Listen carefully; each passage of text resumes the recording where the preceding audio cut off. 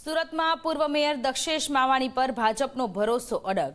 દક્ષેશ માવાણીને ફરી એકવાર ભાજપે ચૂંટણી મેદાને ઉતાર્યા। વિકાસલક્ષી કાર્યો અને લોકપ્રિયતાને ધ્યાનમાં રાખીને નિર્ણય લેવાયો। વોર્ડ નંબર 6 માંથી ભાજપે બીજી વખત ટિકિટ આપી મેયર બની ચૂકેલા દક્ષેશ માવાણી રિપીટ થયા।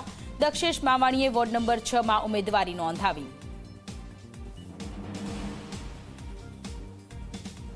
ભાજપે સુરતના મેયર પર ફરી વિશ્વાસ મૂક્યો છે અને તેમને ઉમેદવારી આપી છે। ત્યારે મેયર દક્ષેશભાઈ માવાણી પોતે અહીં આવી પહોંચ્યા છે, ફરી ટિકિટ આપી છે। સૌપ્રથમ તો તમને અભિનંદન અને કાર્યકર્તાઓ સાથે આવ્યા છો ઉમેદવારી પત્રનું। શીર્ષસ્થ નેતૃત્વએ ફરી એકવાર મને સુરતની સેવા કરવાનો એક મોકો આપ્યો છે। હું શ્રેષ્ઠ પ્રયાસ કરીશ સેવાનું।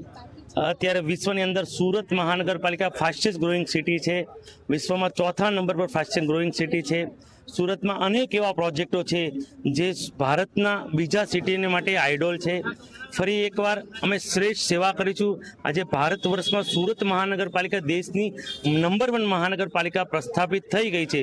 ફરી એકવાર અમે સેવા થકી ભારતની નહીં પણ વિશ્વની અંદર સુરતને એક સારું સિટી બનાવવા માટે શ્રેષ્ઠ પ્રયાસો કરીશું। પહેલી વખત મેયરને કોઈને રિપીટ કર્યા હોય, એક વ્યવસ્થાનો ભાગ હોય, મેયર બનાવતા હોય, કાર્યકાળ પૂરો થાય એટલે અમે ભારતીય જનતા પાર્ટીને કાર્યકર થઈ જાય। ફરી એકવાર પાર્ટીએ એક તક આપી છે, ફરી એકવાર તક આપી છે કે મેયર બીજી વાર ઇલેક્શન નહીં લડે, એવો કોઈ પ્રોટોકોલ નથી। પાર્ટીએ એ બતાવ્યું છે તમે સેવા કોઈ પણ માધ્યમમાં કરી શકો। દક્ષેશભાઈ, જાણવા મળી રહ્યું છે કે દક્ષેશભાઈએ કોઈ અપેક્ષા પણ ન જતાવી હતી અને અચાનક યાદીમાં નામ આવી ગયું। એક પાર્ટીના 10 કેમેરા હોય, ઘરે સૂતો હોય તો બીજે જે જગાડીને એને તક આપતી હોય છે।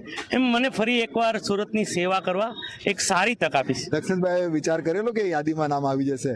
ના, એવું કંઈ યાદ નહોતું, પણ પાર્ટીએ જ્યારે પાર્ટી કહેતી હોય તો અમને એનું આજ્ઞાનું પાલન કરતા હોય અને સેવા કરવા અમે તત્પર હોઈએ છીએ। બિલકુલ, તે હતા દક્ષેશભાઈ માવાણી, જેમના પર ભાજપે ફરી વિશ્વાસ મૂક્યો છે અને ફરી ટિકિટ આપી છે ને તેઓ તેમના સમર્થકો સાથે ઉમેદવારી પત્ર ભરવા આવી પહોંચ્યા છે।